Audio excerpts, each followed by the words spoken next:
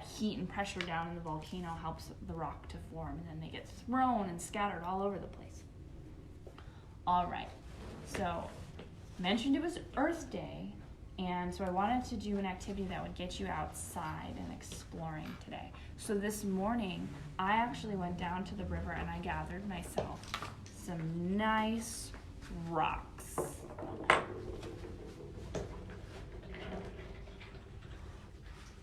So what I'd like you to do today is to go for a walk, or even walk around your yard. Maybe if you can, go down by the river. And especially around here, you might find a lot of smooth, flat rocks. These rocks are very, very smooth. And why do you think that these rocks are so smooth? I'll tell you, the rocks get very smooth because they lay in the water for a long time. And as that water rushes over the surface of the rock, it eventually wears it down to make it nice, smooth stone like we have here. So that's why our river rocks are so smooth and even soft feeling.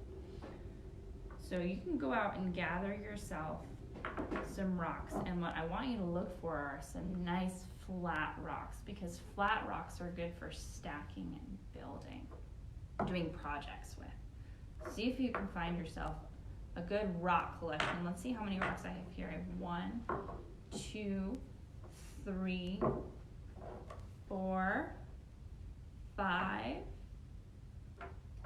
6, 7, 8. And while you're looking, so maybe 8 rocks, 10 rocks. See if you can find rocks that look different from each other. Even though all of these rocks are nice and smooth and flat, some of them are big and some of them are little. And some of them are different colors. This one's kind of orangey, and this one's got purple on it on one side. And this one is kind of white, and this one's not as smooth as the others. It's kind of rough. It's actually a different kind of rock that's made from little layers. So you can look at your rocks and see all of the different ways that they're made. And once you get your rocks home, if you want, this is what I like to do, you can clean your rocks. You can get yourself a nice bowl of warm soapy water and an old toothbrush. Put your rocks in there one at a time, and then give them a nice good scrubbing with the soapy water, and so they'll get nice and clean, and then you'll be able to really see all the colors and all of the shapes of the surface and really see your rock without any dirt. And then you can lay them out on a towel, like this one, to let them dry. And after they dry, you'll have yourself a nice set of building rocks. So remember I said that you should try and get some flat rocks. So what I'm going to do with my rocks is see if I can build a little tower. Sometimes we call these cairns. Starts with a C. And those can be used to mark the way when you're going on a trail. So let's see if I can stack my rocks up nice.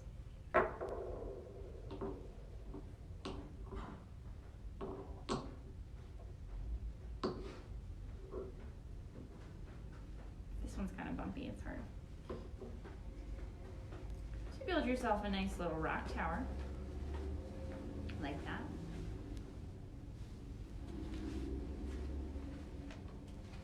So let's see if you can do that.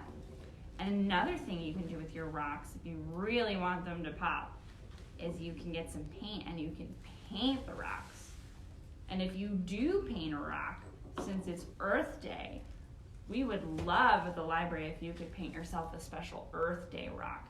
You can talk to your family about what Earth Day is and what Earth Day means to you, and then you can paint a picture of your rock. Maybe you'll paint it green and blue to look like the land and the water, or maybe you'll paint some trees on it because trees grow on our earth. Maybe you'll paint a picture of yourself enjoying the outdoors.